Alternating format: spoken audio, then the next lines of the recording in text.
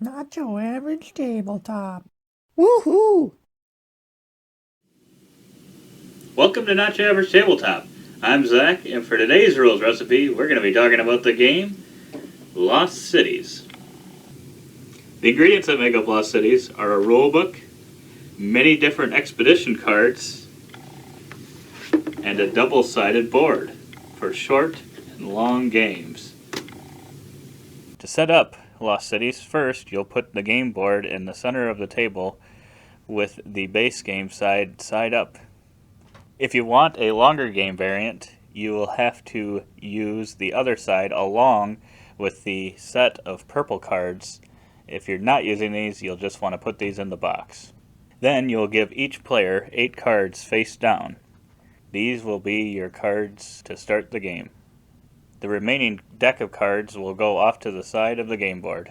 Each player's goal is to form expedition routes that earn the player as many discovery points as possible. You set up expeditions by forming a separate column of cards of each color. The numeric values within a column of cards must increase from card to card. You can place wager cards at the beginning of each column to multiply a column's value. At the end of the game, the cards in each player's columns are scored. Sequence of play. The oldest player begins, and after this the players alternate turns. Each player only places cards on his or her side of the game board. During your turn, you must first play one of the cards from your hand. Only afterward are you allowed to draw one new card. As I said, the first step is to play a card, and when playing a card you have 2 options. You can either 1. Place a card in one of your own expedition columns.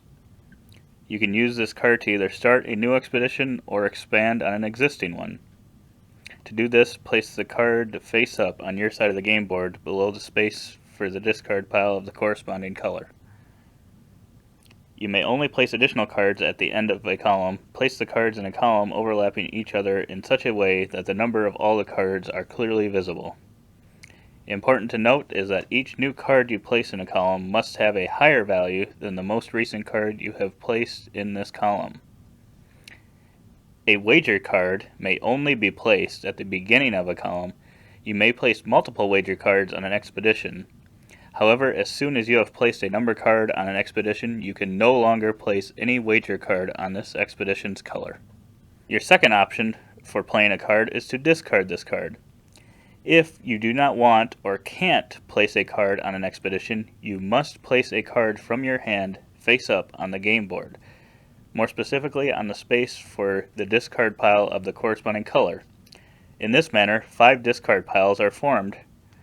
The card should be placed on the pile so that only the top card is visible. After you've done this, you must draw a card.